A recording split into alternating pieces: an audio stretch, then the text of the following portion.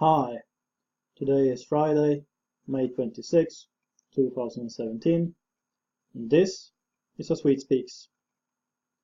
And since it's Friday, it's time for episode number 3 of Swedish History of Ideas, and today I intend to talk a little about the Christianization of Sweden.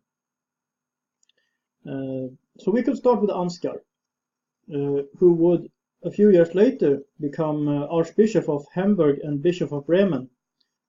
He attempted to spread the gospel among the Swedes sometime around the year 830.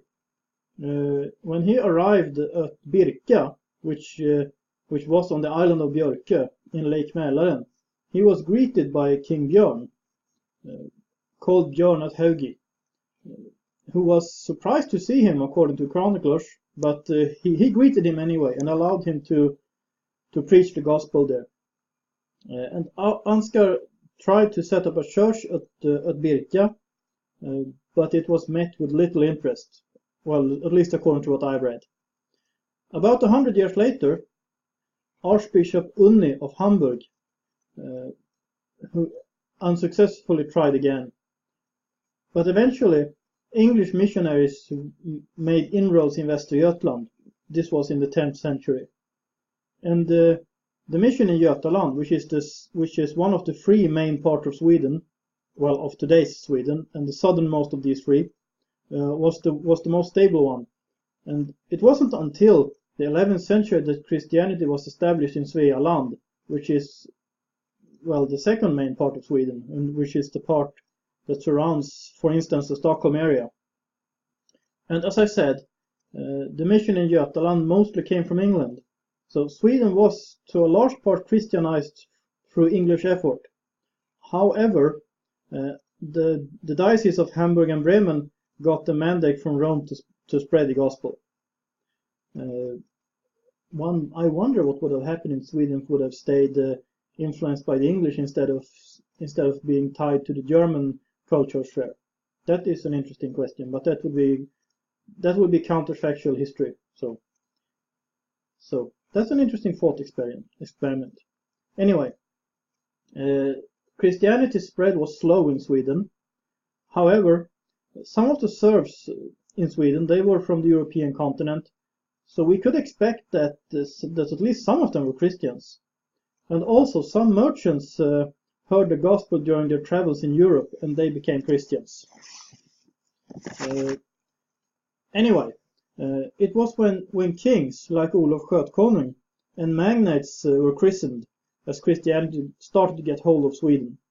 And as far as we know, the christening of Sweden was mostly a peaceful process, and you could claim, and I do claim, that there would be no Sweden without Christianity, that the unification of Götaland and Svealand was created through Christianity, and this was what civilized the Swedes.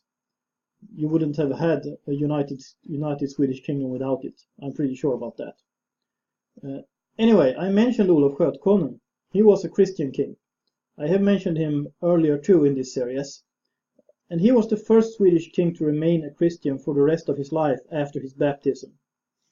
He was presumably not strong enough, politically, to violently enforce observance of Christianity in Uppland, which was his diocese's mainland, and the area where, for instance, Birka was, and the area of the northern part of Stockholm, and Uppsala, and, well, many places in Uppland. Sigtuna is there too, by the way, which I have mentioned a few times. But Olof Skötkonung, he established an episcopal see at Skara in Västergötland instead around the year 1000. And a later king, Stenkil, established an episcopal see at Sigtuna in Uppland in the 1060s. And this seat was moved to Gamla Uppsala, or Old Uppsala. Probably sometime, Old Uppsala is English for Gamla Uppsala, by the way. Probably sometime between 1134 and 1140. And by the way, the head of the Church of Sweden is still the Archbishop of Uppsala.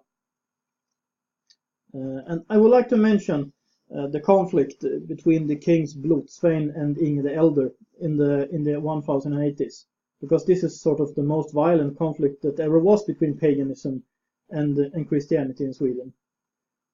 And I think at least, I will get back to this in a later episode of the Swedish history of ideas. But what I need to mention right now is that King Inge, he wanted to end the traditional pagan sacrifices at Uppsala.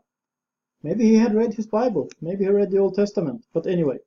And because of that, the public counter-reaction that followed, he had to go into exile, and his brother-in-law, Blodsvein, was elected king sometime around the year 1080. And he was elected king on the condition that he allowed the sacrifices to continue. King Inge returned a few years later, in the year 1087, and he surrounded Blodsvein's hall, he set the hall on fire, and he killed Blodsvein as the latter escaped the burning house. According to something called the Hervara saga, Inge completed the Christianization of the Swedes.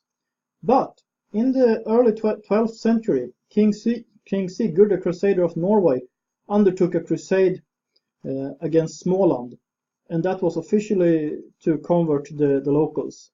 That's kind of funny, because Småland is now one of the most believing parts of Sweden. The Swedish Bible Belt is to a large extent there.